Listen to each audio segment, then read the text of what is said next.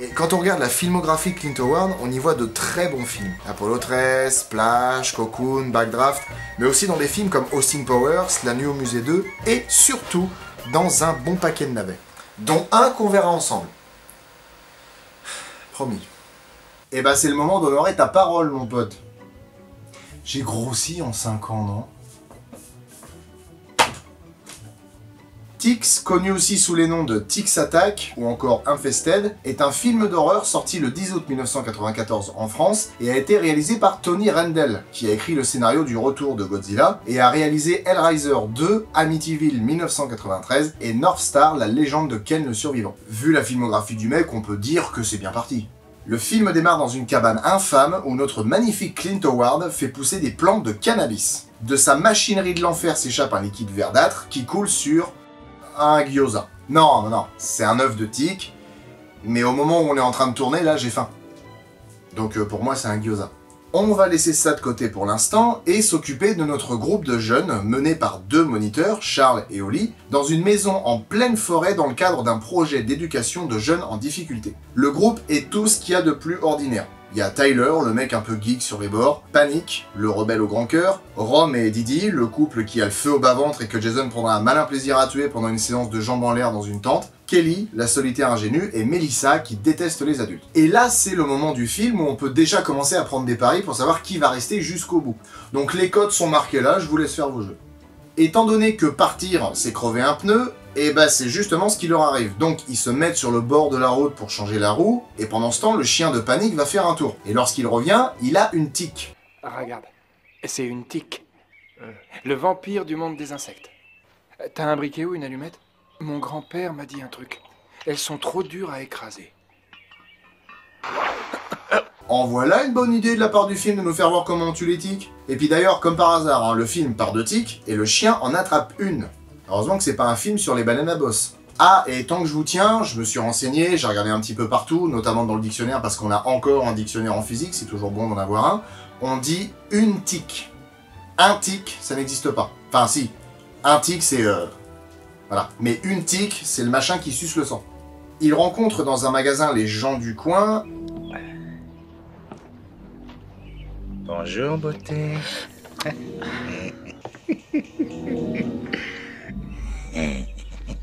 Chérie...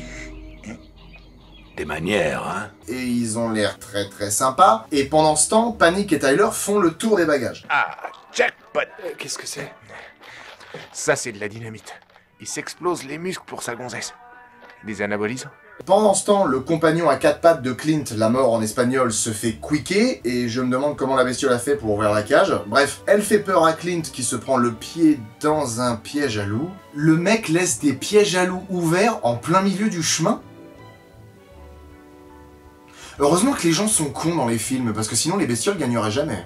Il se vautre par terre et plusieurs œufs lui tombent dessus. Donc Clint, faudra pas trop compter dessus à l'avenir. La colo Nature et Découverte s'installe dans un gîte où manifestement la tique vengeresse a déjà disséminé des œufs et chacun essaie de cohabiter avec les autres.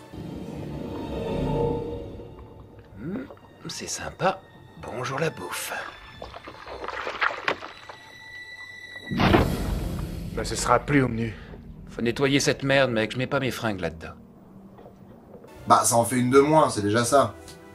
Par contre, l'autre là, Eh, laisse-moi de la place dans le placard, Minus. il peut pas mettre un t-shirt? Fatigue, hein.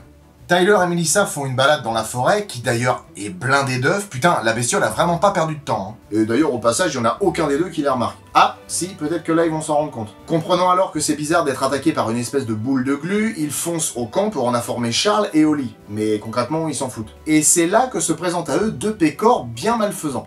Vous pouvez m'appeler Monseigneur. Je vous présente mon cher associé, Jerry. Méfiez-vous des vilains bandits. Comment ça? Des trafiquants de drogue. Et quelle sorte... quelle sorte de drogue? Quelle sorte de la marijuana. Merci d'être passé nous voir. Ah, ça fut un plaisir. Au revoir.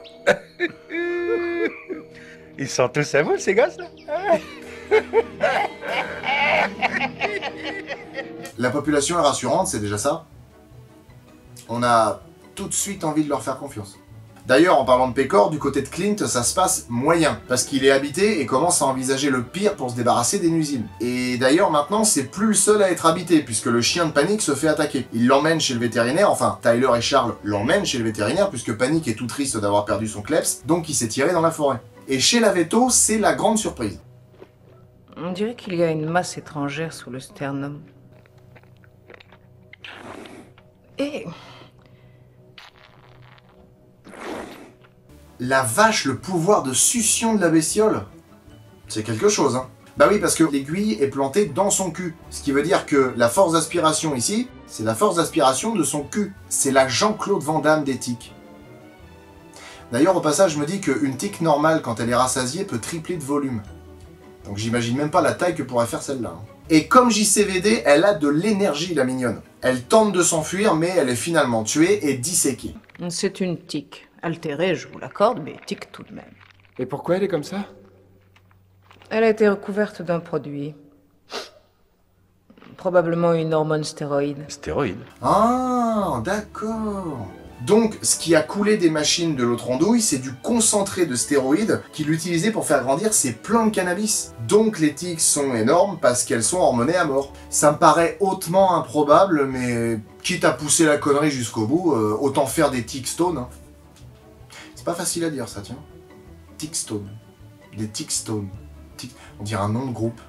D'ailleurs, le cannabis est la cause de bien des maux, puisque, pour ne pas se faire défoncer par le shérif, les affreux méchants dealers, qui sont en fait les Pécor, l'ont tué en le balançant dans un étang et en camouflant sa voiture. Enfin, en la camouflant, c'est vite dit, parce que les gonzesses sont tombées dessus assez facilement. Ils sont tombés ensuite sur Panique et ont manqué de le tuer. Pour lui, c'est vraiment une journée à la con, parce qu'en chemin, il s'est fait attaquer par une tique dont la tête est restée dans sa jambe, et maintenant il se fait courser par 2 Pécor qui veulent le buter. En leur échappant, il passe devant la cabane de Clint, et un des tirs du mec qui se fait appeler Monseigneur fait exploser une bonbonne de gaz qui fait brûler la cabane, détruisant une partie de la ponte, mais foutant aussi le feu à la forêt environnante. Ah, j'avais oublié, avant que la cabane ne brûle, Didi est tombé sur Clint qui lui a gentiment prêté une tique dans un chouette effet de maquillage. Et visiblement, les piqûres de tiques donnent des hallucinations. Ah bah finalement, ils l'ont fait. Ils ont fait ce que j'ai dit. Non, c'est bien, bah au moins ils sont cohérents, ils ont poussé la connerie jusqu'au bout. Maintenant, quand les tiques te piquent, t'es stone.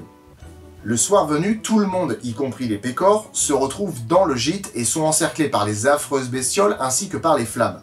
Ils sont rejoints par Panique qui est très mal en point et pas seulement à cause des tiques, parce qu'en fait Monseigneur lui a tiré dessus un petit peu plus tôt. Mais heureusement, il avait les anabolisants de Romet sur lui, donc ils lui ont permis de tenir.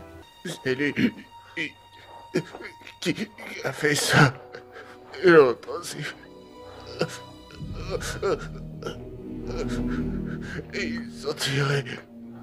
C'est sûrement le même qui a tiré sur le shérif. Qu'est-ce que vous voulez dire? Que c'est nous deux, hein? Un des 2 Pécor tente de s'enfuir en voiture, mais comme une tique l'a mordu, il hallucine, et il voit le shérif qu'il a tué avec son pote un peu plus tôt. Il fonce donc sur la maison avec la caisse et fait un trou béant qui permet aux saletés de rentrer et de n'attaquer personne, curieusement. Et alors que la situation ne pourrait pas être pire,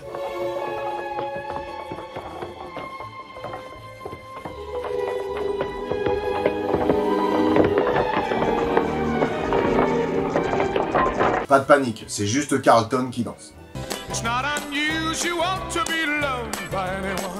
Alors, faisons un peu de chimie.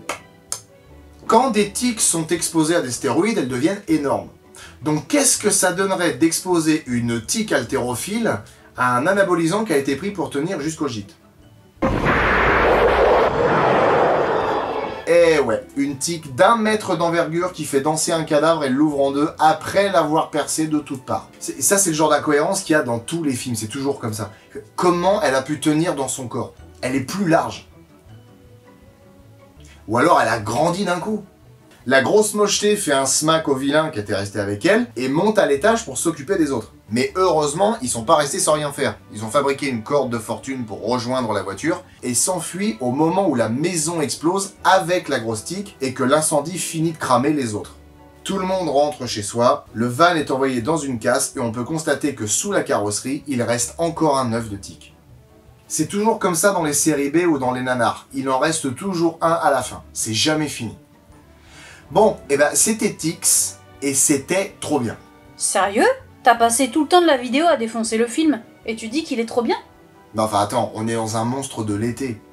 Il est trop bien pour une série B à 1 million de dollars. Et pourquoi c'est trop bien? Parce que même si l'histoire est débile, eh ben ça reste sympa à voir. Parce que les effets d'animatronique et même la stop motion sont bons. Il y a des effets gore, c'est cool. Et c'est tout ce qu'on veut. Le film étant sorti à peu près dans la même période que Carnosaur, le parallèle entre les deux va être assez intéressant. Les deux films ont eu des budgets similaires, mais les moyens n'ont pas servi de la même façon. Un T-Rex grandeur nature, ça coûte bonbon, alors que des tiques d'une vingtaine de centimètres, ça doit pas coûter les yeux de la tête. Donc le budget a dû être réparti de manière assez homogène sur tout le film, ce qui leur a même permis d'avoir une tique géante. Bon, elle bouge quasiment pas, mais elle est là. Le maquillage aussi est bien foutu, surtout si on prend en compte le budget et les 27 ans du film, et puis c'est tourné dans des grands décors de forêt qui dépaysent un peu, et surtout qui donnent une sensation d'enfermement et d'isolation. Après, point de vue technique, on peut noter l'utilisation de maquettes, notamment pour les plans de forêt qui brûlent.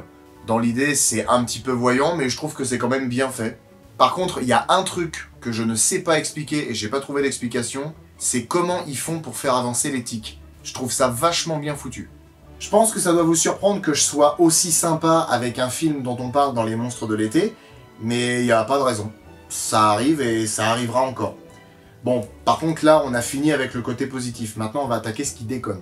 Faire un film d'horreur avec des tiques, c'est original. À ma connaissance, il n'y en a pas eu d'autres. Mais le pourquoi du comment qu'elles en sont arrivées à être aussi énormes est d'une connerie. Cela dit, il faut pas blâmer le scénariste d'essayer de trouver des raisons potables pour justifier la taille et l'appétit de ces petites bêtes. Après, dans l'idée, on sait pas comment ça pourrait se passer. Peut-être que si une tique était vraiment exposée à des stéroïdes, bah peut-être qu'elle crèverait, ou peut-être que ça lui ferait rien, ou peut-être qu'elle irait chercher des haltères et puis qu'elle se préparerait pour Mystic Universe, je sais pas. Mais ce qui est toujours drôle dans les films comme ça, c'est que aucune autre bestiole à part les tiques n'est touchée. Y a pas genre une araignée, ou un ver de terre, ou même un hamster qui passait par là. Et puis, franchement, soyons logiques 2 secondes. Il y a des œufs partout. Il devrait y avoir une centaine de tiques dans la forêt dès le milieu du film. En plus, personne d'autre n'est attaqué. Hein. Les animaux du coin, les gens du village à côté, rien, personne. Bon, vous l'aurez compris, le scénario est bancal. Mais des fois, quand je creuse un peu, j'ai pas l'impression qu'il soit plus bancal que certains gros films de monstres qui sont sortis au cinéma. Hein. Étonnamment, la bande originale du film est de bonne qualité. Il y a un thème principal qui fait un petit peu fantasy, alors du coup c'est hors sujet, mais c'est un joli thème.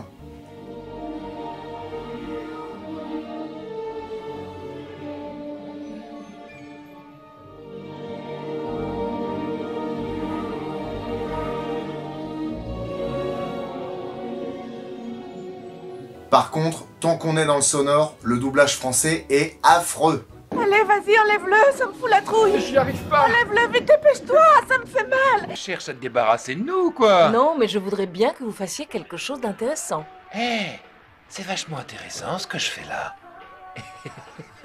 Et tu sais, on m'appelle Panique parce que je panique jamais. Et toi, Roukmout? Et tu vas pas me tuer?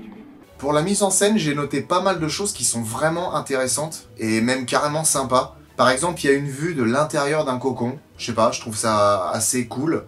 Et il y a beaucoup de gros plans sur des visages avec des cadrages de travers, un petit peu comme dans Evil Dead. Non, franchement, je trouve que ce film est loin d'être aussi mauvais que ce qu'on en dit.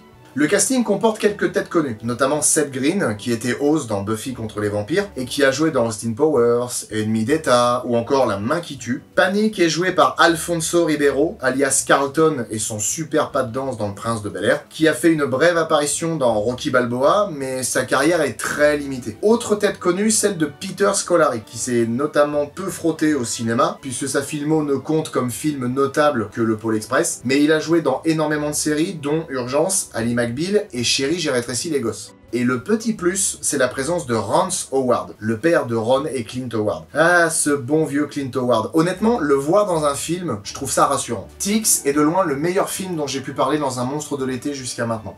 Ça transpire les années 90, c'est pas moche, les effets spéciaux sont bons, les effets gore sont flippants. Non, franchement, on est devant une bonne série B fauchée.